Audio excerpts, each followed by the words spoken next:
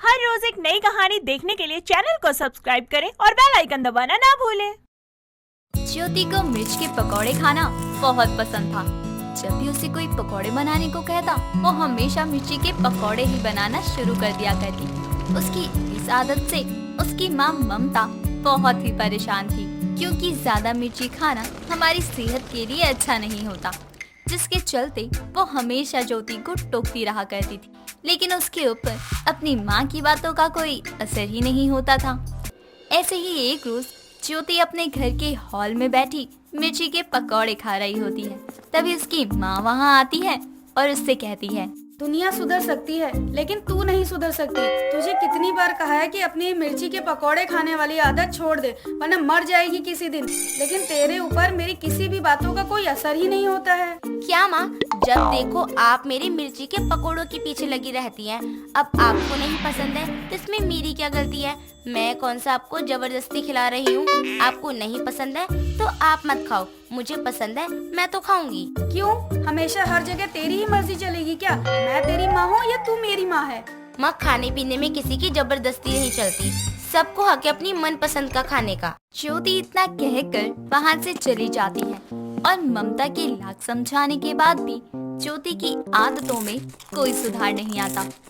समय बीतता है और समय के साथ ज्योति की शादी एक रोहित नाम के लड़के से हो जाती है और वो शादी करके अपने ससुराल पहुंच जाती है। ऐसे ही कुछ दिन और बीतते हैं।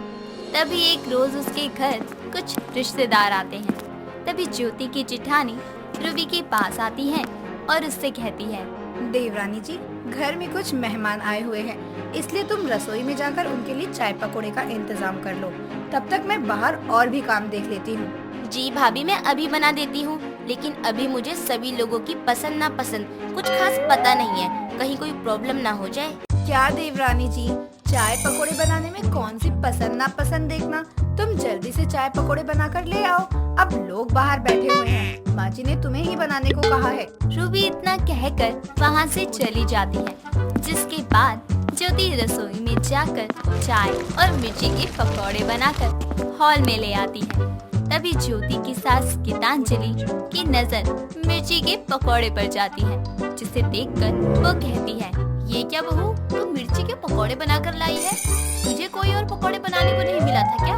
माँ जी, वो क्या है ना कि मुझे हमेशा से मिर्ची के पकोड़े बहुत पसंद है और उसके सिवा मुझे कोई और पकोड़े बनाने भी नहीं आते हैं, इसलिए मैंने वही बना दिए। हे भगवान, मैंने तेरा क्या बिगाड़ा है जो मुझे एक नहीं दो दो मिर्ची के पकौड़े खाने वाली बहू दे दी? एक कम थी क्या जो दूसरी भी वैसे ही दे दी? गीतांजलि इतना कहकर गुस्से में वहाँ से चली जाती है, जिसके बाद सारे मेहमान बिना कुछ खाए चुपचाप वहाँ से चले जाते हैं। समय बीतता है और अपनी सास की लाख समझाने के बाद भी ज्योति और रूबी के मिर्ची के पकौड़े खाने की आदत में कोई सुधार नहीं आता। ऐसे ही एक रोज सुबह के समय रूबी और ज्योति मिर्ची के पकौड़े खाते हुए आराम से बातें कर रही होती हैं। तभी उसकी सास और उसके पति नाश्ता करने के लिए वहाँ आते हैं और उन्हें इस तरह देखकर कहते हैं, बस यही बाकी रह गया था माँ। तुम दोनों को शर्म नहीं आती है? अपने पति और सास को नाश्ता देने की जगह खुद बैठकर नाश्ता करने लगी हुई हो। माँ, नाश्ता तो तब देंगे ना जब कुछ बनाया होगा। जो बनाया है वो खुद खाकर बैठ गई, मिर्ची के पकोड़े। भैया बिल्कुल सही कह रहे हैं, सच में इनको मिर्ची के पकोड़े खाते हुए देखकर मेरा तो मिर्ची से मन ही उठ गया। आप लोग इतना क्यों बोल रहे हैं? हमें पसंद है मिर्ची के पकोड़े तो हम खा रहे हैं। आप लोगों को नहीं पसंद इसलिए हम आप लोगों के सामने नहीं खा रहे, फिर भी आप लोगों को परेशानी है, ऐसा क्यों? वही तो मैं भी बोल रही हूँ, इतना गुस्सा तो आप लोग तब करना जब आप लोगों को नाश्ता नहीं मिलेगा। पहले से ही क्यों चिल्ला रहे हैं आप?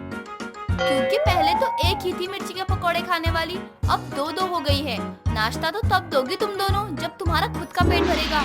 जाने दीजिए माँ, अब हमें भूख भी नहीं है, हम ऑफिस जा रहे हैं। आप अपना ध्यान रखिएगा, शाम को मिलते हैं। नाश्ता तो करके जाइए, हम अभी बना देते हैं। इतना भी गुस्सा किस बात का? अगर हमारी इतनी चिंता होती ना तो हमसे पहले नाश्ता करने के लिए बैठ नहीं जाती तुम लोग। हमारी नहीं तो कम से कम माँ की तो इज्जत रख लेती। उनसे एक कप चाय तक नहीं पूछी तुम लोगों ने, खुद नाश्ता करने के लिए बैठ गई। ऐसी भी क्या पसंद है जिसके आगे तुम्हें कुछ दिखाई ना दे? छोड़िए भैया, इनको समझाने का कोई फायदा नहीं। समझाया उनको जाता है जो समझना चाहते हैं, उनको नहीं जिन्हें अपनी पसंद के आगे कुछ दिखाई ना दे। दीपक और रोहित इतना कह कहकर वहाँ से चले जाते हैं, जिसके बाद गीतांजलि भी अपने कमरे में जाती है। ऐसे ही समय बीतता है और समय के साथ गीतांजलि अपनी दोनों बहुओं के मिर्ची के पकोड़े खाने वाली आदत से बहुत परेशान हो जाती है। उसे कुछ समझ में नहीं आ रहा था कि वो अपनी बहुओं की मिर्ची के पकोड़े खाने वाली आदत को कैसे छुड़वाए। वो हॉल में बैठी ये सब सोच ही रही होती है कि तभी उसकी पड़ोसन माला अपने दोनों हाथों में मिर्चियों की थैली लिए उसके पास आती है, जिसे देखकर गीतांजलि कहती है, लो बस यही बाकी रह गया था। अब क्या तुझे भी मेरी बहुओं की तरह मिर्ची के पकोड़े खाने का शौक लग गया है क्या? या मिर्चियों की दुकान लगाने जा रही है तू, जो अपने दोनों हाथों में मिर्चियों के थैले पकड़ रखे है? मेरे पास इतना टाइम नहीं है जो मैं मिर्चियों के थैले लेकर घर घर घूमूं, और मिर्ची के पकोड़े खाने के लिए तेरी दोनों बहुएं ही काफी है। मुझे कोई शौक नहीं है मिर्ची खाने का। वही मैं भी सोच रही थी कि अगर कहीं तूने मिर्ची खाना शुरू कर दिया तो तेरे घर वालों का क्या होगा, क्योंकि जो बिना मिर्ची खाए मिर्ची जैसे तीखे शब्द बोलती है, उसके मिर्ची खाने के बाद कैसे शब्द निकलेंगे ये तो भगवान ही जाने। माला इतना कहकर वहाँ से चली जाती है और मिर्चियों का थैला देखकर गीतांजलि को बहुत गुस्सा आता है। तभी वो अपने मन में कहती है, बहुत शौक है ना इनको मिर्ची के पकोड़े खाने का। इन्हें मिर्ची के पकोड़े खाने का ऐसा भूत चढ़ा है कि अब पड़ोसियों से भी मिर्चियाँ मंगवाने लगी है। इन्हें तो अब मैं खिलाती हूँ मिर्ची के पकोड़े, और ऐसे पकोड़े खिलाऊंगी कि कभी भूल नहीं पाएंगी। गीतांजलि इतना कहकर मिर्चियों को लेकर रसोई में चली जाती है। सबसे तीखी वाली मिर्चियों के पकोड़े बनाकर डाइनिंग टेबल पर लगा देती है और अपनी सभी घर वालों को वहाँ बुलाती है। ज्योति और रूबी तो मिर्ची के पकोड़े देखकर बहुत खुश होती है। माँ जी, आपने ये मिर्ची के पकोड़े हमारे लिए बनाए हैं? हाँ बहू, ये मिर्ची के पकोड़े मैंने खुद तुम दोनों के लिए बनाए हैं। तुम लोगों को बहुत पसंद है ना? माँ, लेकिन आपको तो इनकी मिर्ची के पकोड़े खाना बिल्कुल भी पसंद नहीं था। थोड़ी देर रुको, सब समझ में आ जाएगा, भरोसा रखो। और बहुओं, तुम्हें मिर्ची के पकोड़े बहुत पसंद है ना, इसीलिए मेरी एक शर्त है, या तो तुम दोनों मिलकर अपने सामने रखी मिर्ची के पकोड़े खाकर खत्म करोगी, या फिर अपने पतियों के सर पर हाथ रखकर दोबारा कभी मिर्ची के पकोड़े ना खाने का वादा करोगी। माँ जी, हमें आपकी शर्त मंजूर है। हम आपको सारे पकोड़े खाकर दिखाएंगे। रूबी और ज्योति इस बात से अनजान कि उसकी सास ने सबसे ज्यादा तीखी मिर्ची वाले पकोड़े बनाए हैं, वो दोनों बड़ी ही खुशी के साथ अपने अपने मिर्ची के पकोड़े लेकर खाने के लिए बैठ जाती हैं। और जैसे ही दोनों पकोड़े का एक टुकड़ा मुंह में डालती हैं, तीखा लगने की वजह से उनके कान और नाक से धुआं निकलने लगता है।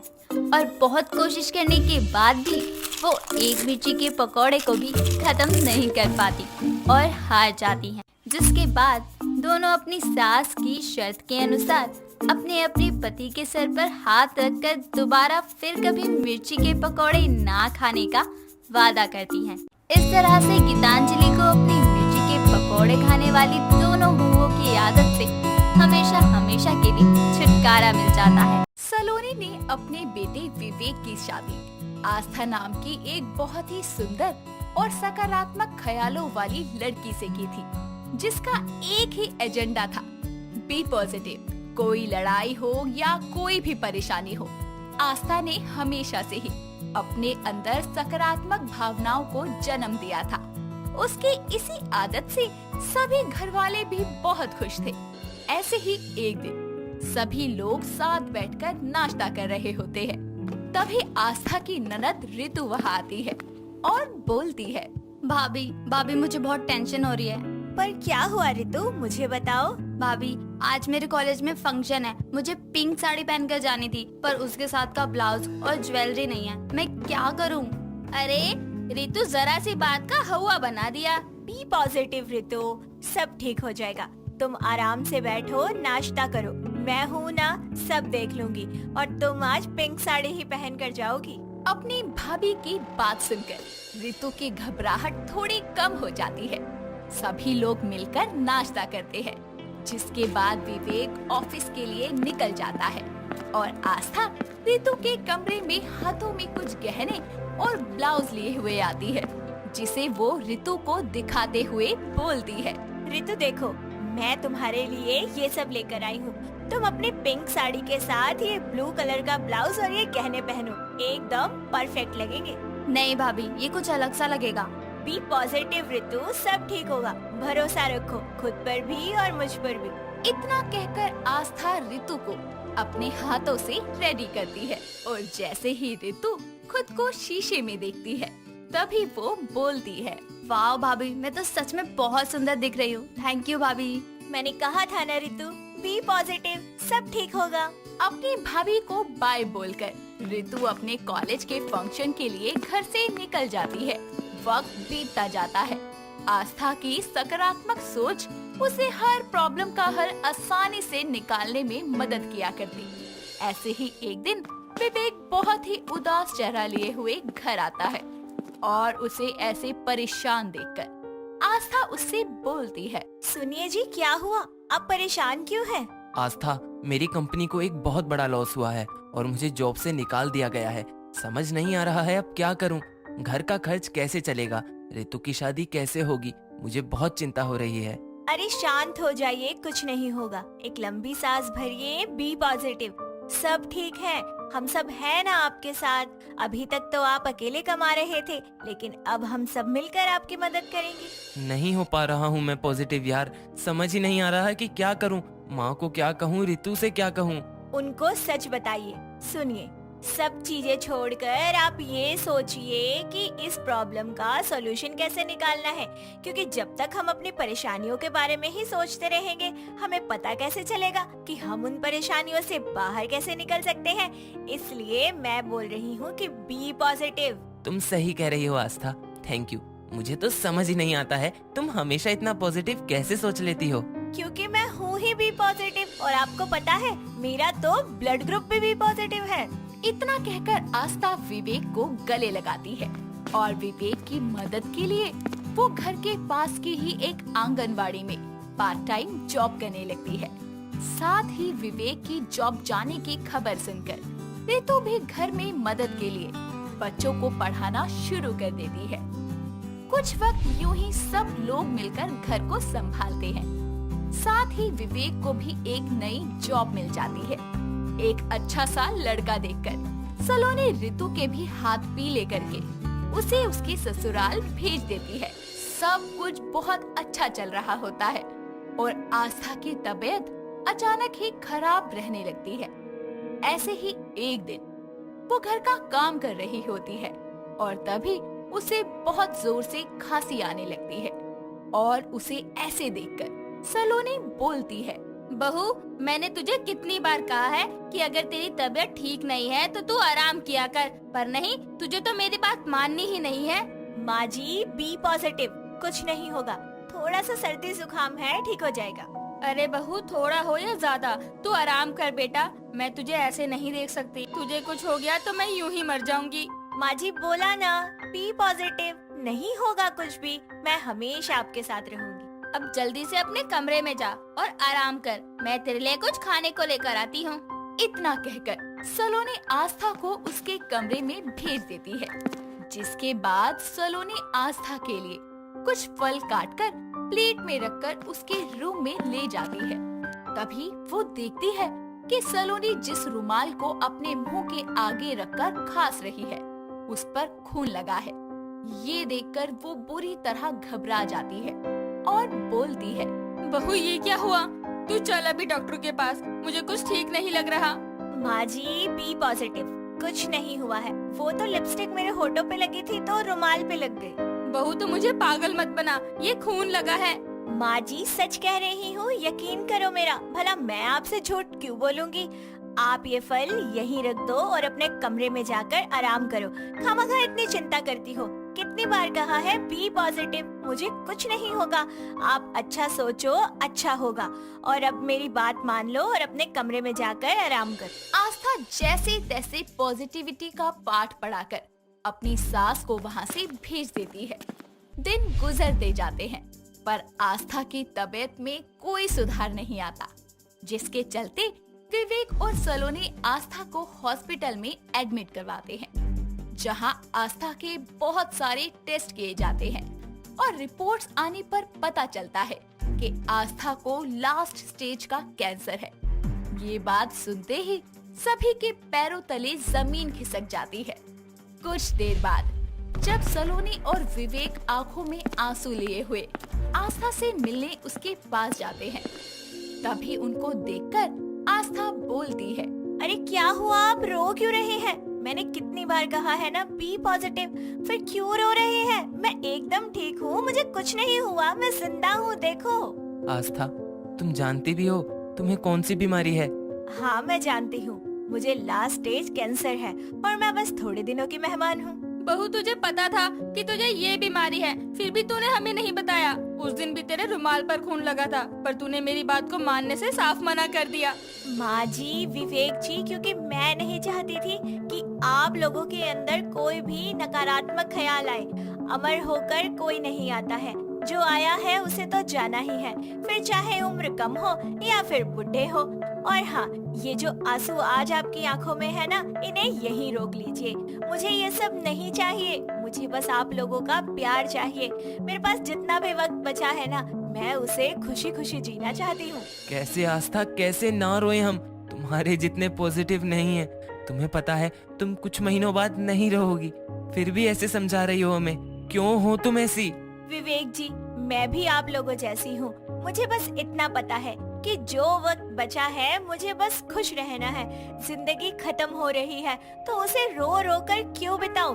थोड़ा खुश रह लूंगी तो क्या चला जाएगा, इसलिए बी पॉजिटिव। आस्था की बात सुनकर विवेक और सलोनी अपने आंसू पोंछ लेते हैं और उसके सामने मुस्कुराने लगते हैं। उनके हंसते हुए चेहरे देखकर आस्था की पॉजिटिविटी वाइब्स बनी रहती है। ऐसे ही एक दिन आस्था अपनी लाइफ के अंतिम चरण पर आ जाती है। तभी वो विवेक और सलोनी से बोलती है, माँ जी, विवेक जी, अब मेरे जाने का वक्त आ गया है। मेरे पास ज्यादा पल नहीं बचे हैं कि मैं आपके साथ हंस खेल सकूं। मेरा सफर यहीं तक का था। मुझसे वादा कीजिए कि आप सबको जब भी मेरी याद आएगी आप रोएंगे नहीं, बस हमेशा अपने दिल पर हाथ रखेंगे और बोलेंगे बी पॉजिटिव। हमेशा याद रखना, नकारात्मक सोच इंसान के अच्छे ख्यालों को मार देती है, इसलिए हमेशा अपने अंदर सकारात्मक सोच बनाए रखना। ऐसे ही हंसते हंसते और बी पॉजिटिव का जाप करते करते आस्था अपने परिवार को अलविदा कहती है। आस्था खुद तो दुनिया छोड़कर चली जाती है, पर वो जाते जाते विवेक और सलोनी में ऐसी सकारात्मक शक्ति भर देती है कि वो कभी भी किसी भी हाल में कमजोर नहीं पड़ते।